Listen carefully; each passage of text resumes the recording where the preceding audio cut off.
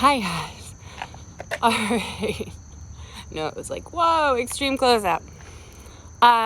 So please go grab a foam roller, a strap of some kind, so that way you can support your feet. If not, if you don't have a strap, I swear I have on shorts, don't worry. If you don't have a strap, you can grab like a bathrobe or the strap off a bathrobe or a belt. You just won't bring your leg up as high probably because you don't have the elasticity.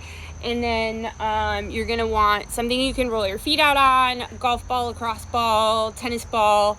And we're also going to use that same thing on the spine. Now, you can also use your foam roller. It's just not going to get into the erectors in the same way. But I'll give you guys a minute to gather what you need. I have this like new little doohickey because I love getting gadgets for sports to play around with. You can tape 2 tennis balls together. It does the same thing. That looks like something else, but I'm just gonna pop my shoes off and we will get started as soon as I do that. Pull this up the driveway a little bit. If you see a car coming behind me, let me know. Socks also come off, as always. And we are going to start by rolling out your feet. My name is Lee. If this is your first time joining, it will also be your last. No, I'm just kidding. At Gerson Person,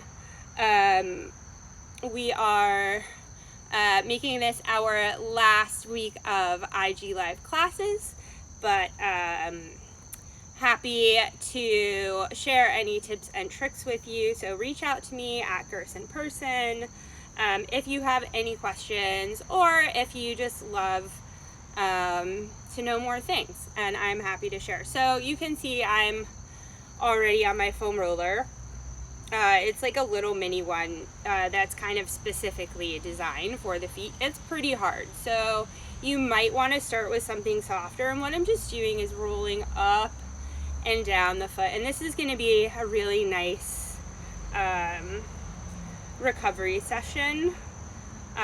Something a little bit more gentle. Well, foam rolling, if done correctly, is not really that gentle, but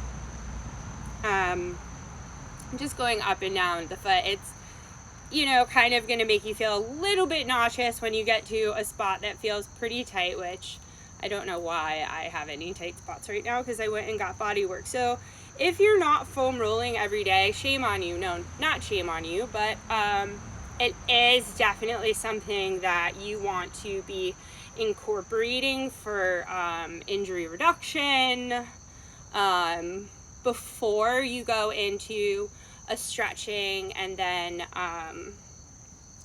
active warm-up routine, right? So you need all of those things before you start getting into your workouts to help get, you know, any corrective imbalances. And these things take time, we have to remember, and just keep going up and down your foot, right? And then when you feel like get to the ball of your foot, you're just gonna rock side to side, right? And we'll be here between both feet back and forth for a few minutes. And, you know, same thing at the heel. You'll rock from side to side. But what I was saying is if any one of those things are missing, we all have imbalances, right? We all now are working from computers or digitally in some way. So we spend a lot of time sitting. And that's going to change our body's natural health, right? And biomechanics. And we end up in this, like, what they call lower cross, right? So kind of hunched over, that forward head, right? So we need to work to kind of correct all of that. And these exercises can be worked into your routine, but foam rolling should come first. So I like to crack my toes, and that feels really nice and good. So now we're going to move on to that larger foam roller. Just kind of starting with the health of the feet, right? If you are outside and you're wearing shoes all day, you know, your feet are definitely going to tighten up, and we start by rooting ourselves to the ground. So always start working from the bottom up. So you can see this is a shorter foam roller, right? So you want to, and they come in different densities. So you want to, if you're new to foam rolling, maybe start with something that's a little bit softer. Amazon has a lot of selection. You can go onto Rogue, or hey, go into Soho Strength Lab and ask about foam rolling densities and, you know, trainer suggestions, because hey, you know, we know a lot about this kind of stuff, right? So it's part of everyone's routine. And so you're gonna start with your calves, and you can do both at once, but if you're newer to foam rolling or you don't have a lot of upper arm strength, right, you don't want to have, you're using the weight of your leg if you are doing just one calf to kind of help keep it down. So you can stay with your butt on the floor and just kind of roll around here. And if when you know, you're going to roll laterally, and then you're also rolling up and down. But you can also then engage your abdominals and use your arms to support you. So yes, foam rolling is indeed a workout, right? So if you're newer to this, right, you can kind of come and put one foot on the ground as well to help, and just see if you have any sticky points. You'll kind of roll. I like to do a little lateral roll, and then I tap my bottom foot. And that will help kind of loosen up a little bit more specific with that percussive action there, tapping. And then I have the weight of my top leg on here, kind of acting to make this even more. But by all means, do one leg at a time. You do not have to get into that at all. So, calves, you've been working your way up. Come on down. We are going to skip the back of the knee, right? Not really very pleasant to roll on the back of the knees. Also, there is a lot of ligaments that are crossing back there. You do not want to stretch out your ligaments. They do not go back to their shape, right? So basically what happens when, you know, you've heard of, I'm sure, and we're working on the hamstring group now, right? So you'll kind of, again, I like to cross my legs. I have a smaller foam roller. If you have a larger foam roller, by all means, you can take care of both at the same time. And I'm working up and down first. I'm releasing a bit of the pressure as I come back down, right? So we want to roll from origin to insertion, but really, I mean, I think science is kind of changing, and that really, we need to take care of everything, right? Because lots of fascia is still not like fully understood and how it works. It's a pretty new concept, right? And I'm gonna get this on the mat. Wow, see, I can like talk all these scientific words, but 3 letters just escapes me. And I'm just working up and down, and now I'm gonna kind of come on to the inside of my thigh here, right, getting that adductor group. And you can also, again, take 2 legs at the same time. So top leg will be a little bit on the inside, or you can come off and then you're gonna roll. And there's no cute way to do this, guys. I'm sorry. You're just gonna get into, you know, that groin area, and here's probably where you want to ease up on the weight. But I have a sticky spot right there, and again, I like to do a little bit of internal and external rotation of the hip, right? Ooh, get into that medial thigh, right? The inside of the thigh, the adductor group. 6 muscles in the adductor group, right? It's not just your quadriceps and your hamstrings, right? So you have your 6 adductors, 4 quads, that's 10 muscles right there. Then you've got 3 hamstrings, that's 13 plus the gracilis, right? So you've got a lot of muscles in your leg, and we tend to ignore a lot of them. So we're gonna stick on one leg. Doesn't really matter which one you were working on. And now we're going to come on to the outside of the thigh. So here is where I like to take the leg that's not working, and I use it for a little bit of support. And now I'm kind of just gliding around the musculature that's around my IT band, all the way up to the hip and back down to the knee.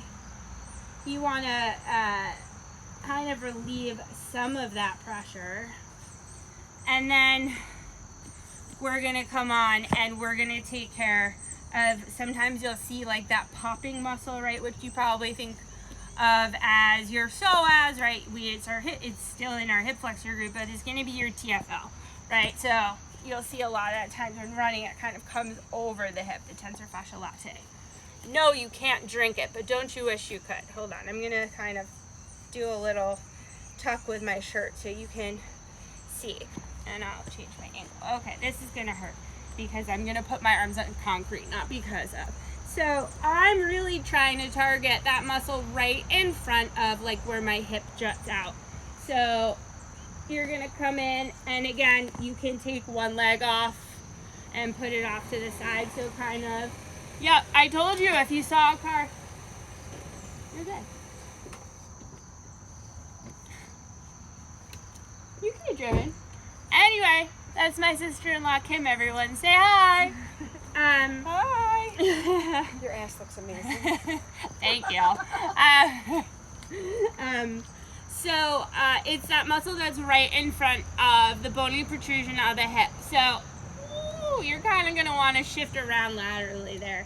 And yes, it is foam rolling session because we can specifically devote to recovery. Is a little bit longer. When you are doing foam rolling before a workout, if you do it before you come to the gym, and now we're going to switch sides, we're going to come on to, for me, it's the right leg, and we're going to attack the adductors here. But, you know, you want to make sure that you do this. So if you have a foam roller at home, you can go ahead and do your foam rolling at home right before you come to the gym. If that's not something that's available to you, now it's a little bit more difficult with COVID, but if you're still training virtually, which we are offering as an option at Solo Strength Lab, you're just gonna start the process a little bit before, or just do a quick once over at the beginning of your session, right? And you're gonna attack, maybe more specifically the posterior chain. So quick calf, hamstring, thoracic spine, right? And then the quads, because we're gonna always be doing some leg work. All right, and so now I'm gonna come on top and I'm gonna take care of my right quadricep. Kind of just looks a little bit weird. I know it's a weird thing to like IG live and then keep. Sorry about that, guys. Unknown caller. All right, and then we're gonna take care of the TFL on the opposite leg to the one that you did before. Okay. Another minute. All right, so now we are going to start just with a general rolling of the spine. So the reason we are going to skip to about, if you wear a sports bra or a heart rate monitor, we're going to come to about the middle of the back to start and work up from there. So just like think like base of the rib cage. You don't want to go below that because that's where your kidneys are, and foam rolling the kidneys is not really part of the plan, or should never be part of the plan. So you are going to start just kind of going up and down the back, and here you're going to use your feet. And if you engage your abs, right, big exhale like you're blowing out candles, and then maintain that engagement, that's going to help keep your spine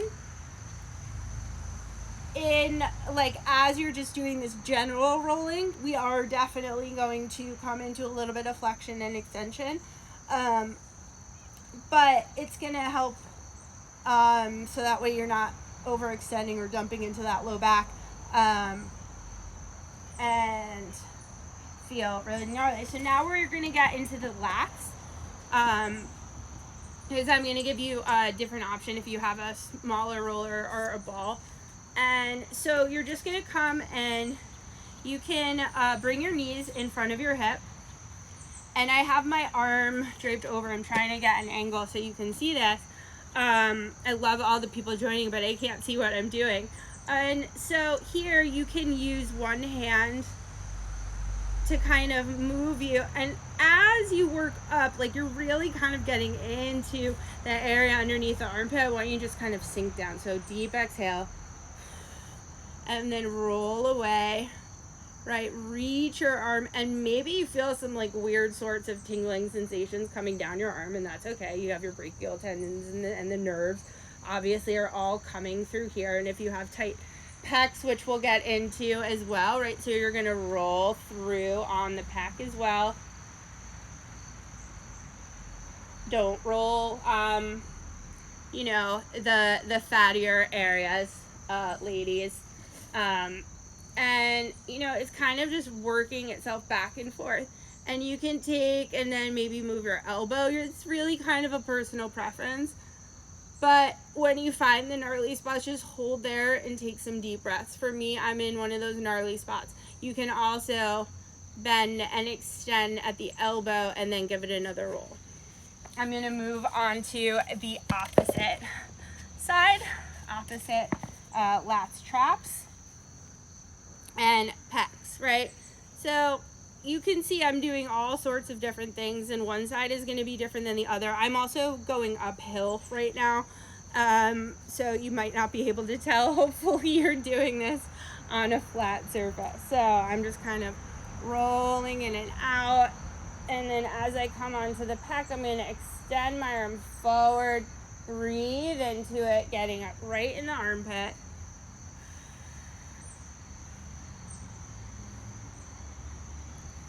And keep that going. And now relax. So, if you have the luxury of having two tennis balls taped together, or this, I don't even really know what it's called, a pair of balls put together, you're going to use something like this. You can still also use a foam roller. This is going to be a lot more intense than the foam roller. So again, starting at the bra strap line, and I'll turn to the side so, and also make it so that way you can actually see me. If I have not taken my shirt off in one of these, someone please tell me, but I'm pretty sure it's been all of them because I get too hot. Okay, so right at the base of my bra strap, right? So I'm just starting and I'm kind of rolling here. And you're gonna keep, hold on, I need to move this way. Okay, you're gonna keep your butt on the ground. And if you have a larger foam roller, you're new to this, please. And you're gonna interlace your hands behind your head. You're gonna extend over and then exhale as you come up. Keep looking up at a point, right? So you want to have your inflection, but you're not flexing the cervical spine. We're really just working in the thoracic spine. And then you can bring your hands down. You're gonna roll. We're gonna move up a little bit further. Butt comes down, hands interlace behind your head, neutral lumbar spine. Extend over. Exhale. Come up. Inhale to extend. Exhale to come up. Inhale, extend over. Yes, that feels really nice. That was a release. And come on up. And we are going to take this all the way up to the base of the C7. That's going to be the largest bony protrusion between where your shoulders meet your neck. So, inhale, extend, exhale, roll. Inhale to extend. Exhale, come up. Inhale, extend. Exhale, and come up. Move yourself down a little bit more. Okay, so you should kind of be in between the top spine of the scapula. And inhale to extend. And this might feel pretty gnarly like me. You have a lot of attachments right here. Obviously, at the scapula, your rhomboids, your traps are there, the levator scapula. And here I like to kind of just like melt a little bit for a second because it feels pretty gnarly. And now I'm going to interlace my hands behind my head. And now it's really just flexion of the neck. Right? But you're moving the cervical spine as one unit. You're not articulating here. And let that go. So, right, a lot more gentle with this guy than with this. All right, so lots of smaller muscles, veins, and ligaments. Don't really like to foam roll the arms, but you can. We are going to get into a little bit of the wrist. Let me do a time check because I could have very easily been here for a million hours. And then we're going to get into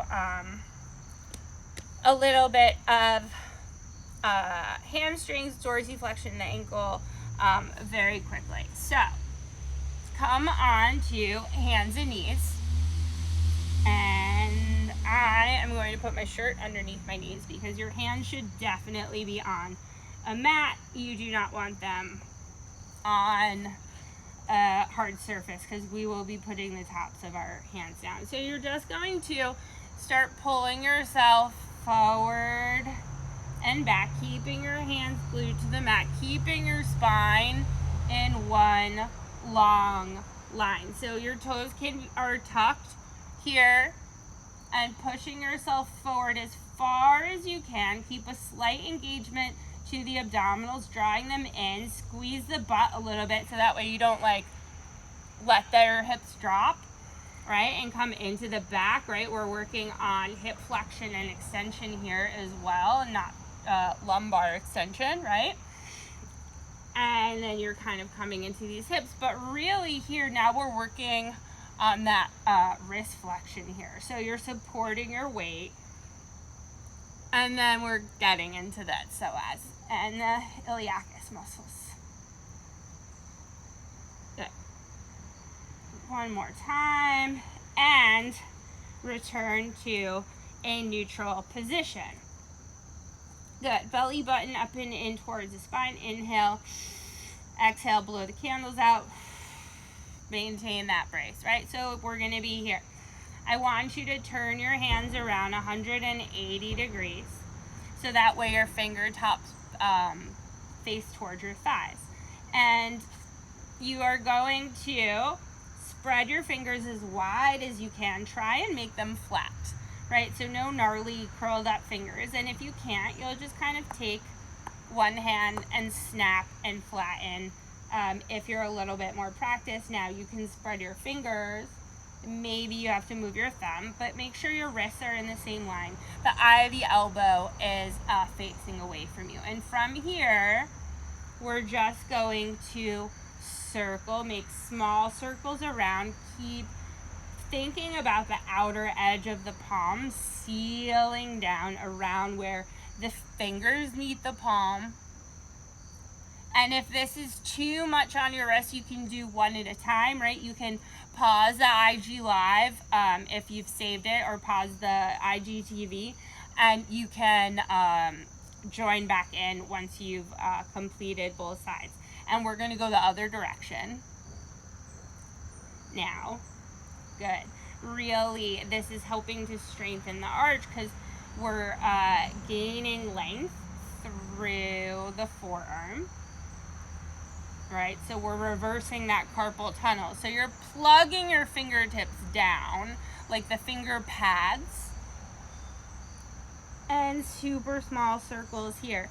And now you're just gonna sit back on your heels, bring your hand to your thighs. Don't shake them out, right? That's just gonna help to excite the nervous system, and more contact with the skin will actually help to calm the body down.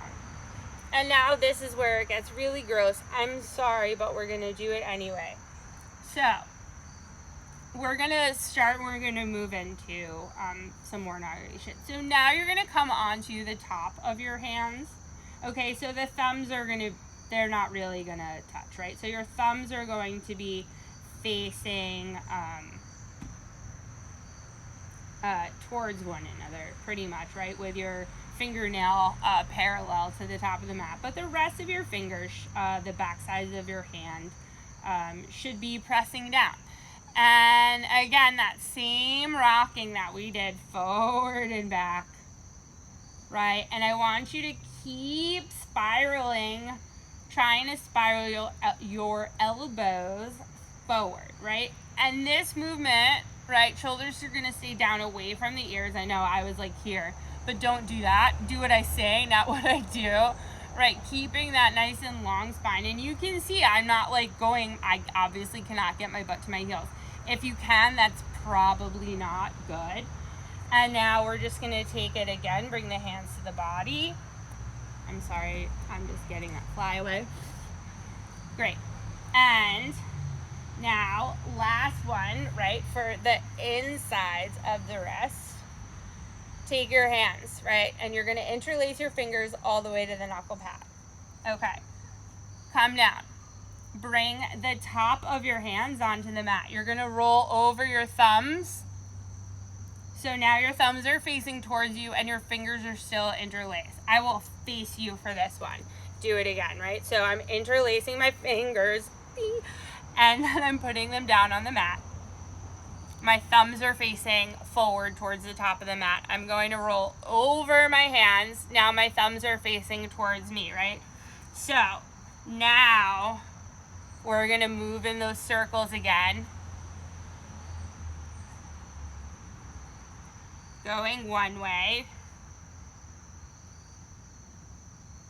And if this is too much, just do this on the back of your hands with your palms with your fingers interlaced, and then your palms will be facing up, thumbs will face the top of the mat. And now we're gonna go the other way. And if you don't feel this on the pinky side of the arm,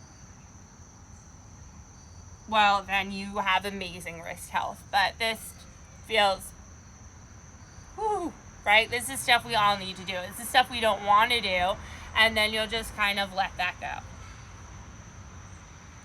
Okay, last thing we're gonna do today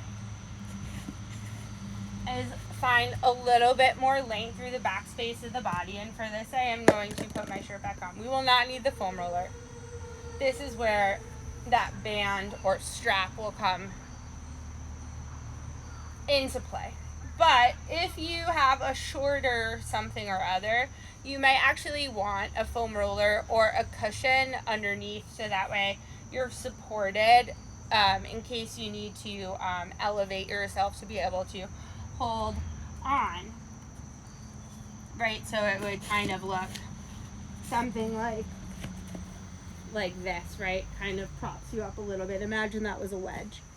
Actually, this is a pretty nice place to be. I might stay here too. Okay. So, right, this is now supporting my neck and my head. It feels pretty comfortable, right? I'm not over. I might want to adjust that so that way I have that length, right? So it's a long line from the top of the shoulder instead of extending over. So first, you're just going to start, you're going to extend both legs up toward the ceiling. I want you to point your toes, plantar flex, and then pull your toes back towards your face, dorsiflex. Plantar flex and dorsiflex. And maybe, I want you to see if you get any like cramping through the toes or the calves, right? That Charlie horse sensation. If you do, you just bring your foot in and you pull, right, your toes towards your face. Okay, that will get rid of that Charlie horse sensation. which I'm going to read about that in The Way Things Work tonight. That's my goal, is to read about one scientific thing a day that's a random fact. Okay, so feet are going to come down. Take your strap and you're going to interlace it around the ball of your right foot. And right, so active stretching, right? Your quadriceps should be engaged. You're actively lengthening the backside of the leg, okay? And then you're gonna bring your right or your left leg up to meet it. You're gonna keep space between your legs. So you're holding on to this strap for dear life, and you do want to have your legs about 90 degrees. And this leg, you are not losing that tension in your right leg. So everything is pulling. And you're just going to lower your left leg down, slow and controlled. Think about trying to make your leg one leg longer. Toes are staying dorsiflexed the whole time. And then bring that leg back up.